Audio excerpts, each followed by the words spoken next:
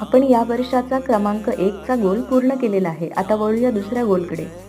माझा पहिला गोल होता रुबिक्स क्यूब शिकणे. तो मी पूर्ण केला आहे. रुबिक्स क्यूब शिकायला मला जवळजवळ 15 दिवस लागले. आजही मी अजून परफेक्ट नाही, पण आता मी क्यूब सॉल्व्ह करू शकते. अजून 4-5 वेळा क्यूब सॉल्व्ह करून माझा हात अजून पक्का करणार आहे.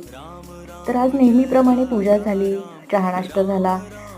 आज मी मसाले भात बनवला. त्यासाठी जिरे, मोहरी, लसूण, मिरची, माझ्याकडे असलेले खडे मसाले, कांदा, टोमॅटो, बटाटा, शेंगदाणे आणि वाटाणे अशी सगळी सामग्री वापरली.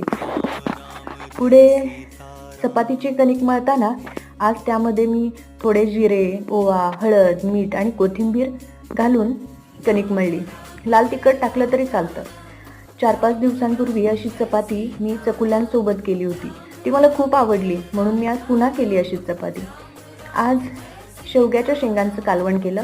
त्यासाठी टोमॅटो, कांदा आणि एक मिरची थोड्या तेलात परतून त्याची पेस्ट केली आणि शेंगा वेगळ्या थोड्या तेलात परतून घेतल्या.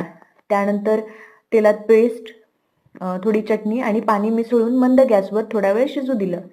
त्यानंतर परत त्या शेंगा घातल्या आणि थोडा वेळ शिजवल्या. असा सगळा आता स्वयंपाक झालेला आहे. तर आजपासून मी रामरक्षा स्तोत्र पाठ करायला सुरुवात करणार आहे.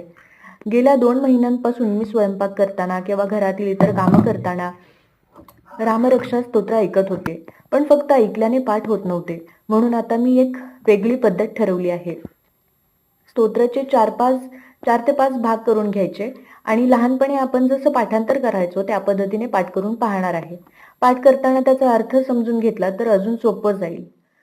प्रयत्न करून बघते. तर हा आहे माझा गोल क्रमांक 2. तर भेटूया आपल्या पुढच्या व्लॉगमध्ये. तोपर्यंत चॅनलला सबस्क्राईब करून ठेवा.